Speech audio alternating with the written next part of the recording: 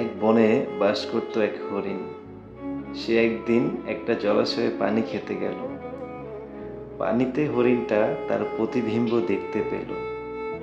নিজের অদ্ভুত ঝমকালো দুটি শিং দেখে তার বুকটা গর্বে ভরে উঠল। এই শক্তিশালী শিং দিয়ে সে যে কোনো প্রাণীকে কাবু করে ফেলবে। তারপর চোখ পড়ল তার পায়ের দিকে।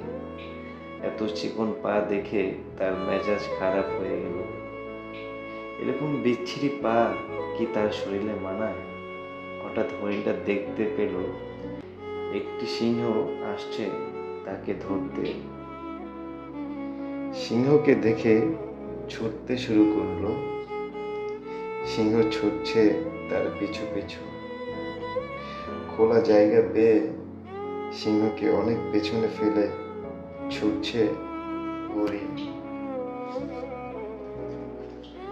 ছুটতে ছুটতে ঘন জঙ্গলে প্রবেশ করল সে।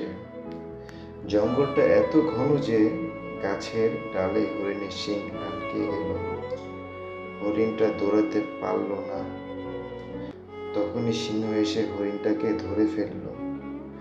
মরবার আগ মুহূর্তে হরিণ মনে মনে বলল, যে পা দুটিকে আমি ঘৃণা করেছিলাম, তুচ্ছ তাচ্ছিল্য করেছিলাম, সে পায়ের জোরেই এত দূর আসতে পারলাম। আর যে সিংহের জন্য আমি নিজেকে ধন্য মনে করেছিলাম, সেই সিং আজ আমার মৃত্যু ডেকে আনলো। প্রিয় বন্ধু, এটা আপনার আমার জীবনের গল্প। খেয়াল করে দেখুন, জীবনে আপনি যাকে প্রচণ্ড বিশ্বাস করেছেন, যাকে আপনি সব থেকে বেশি গুরুত্ব দিয়েছেন, হয়তো সে আপনার সাথে বিশ্বাসঘাতকতা করেছে।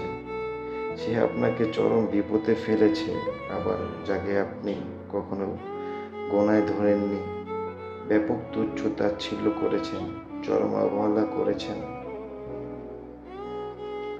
হয়তো